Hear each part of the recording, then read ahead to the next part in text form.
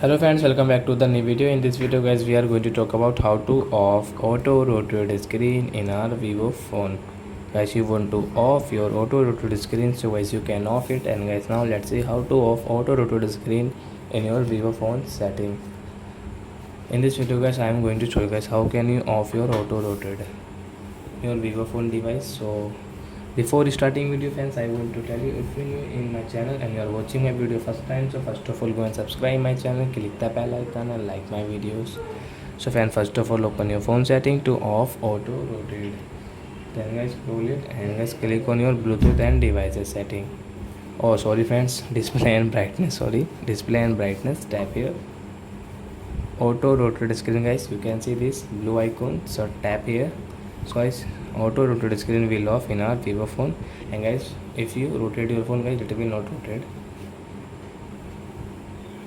So I hope friends you have understood how to off auto rotate screen in our Vivo phone. So that's it guys, thanks for watching. Now we will meet on next video with new topic. Before going guys, please go and like my video, subscribe my channel. Bye bye friends.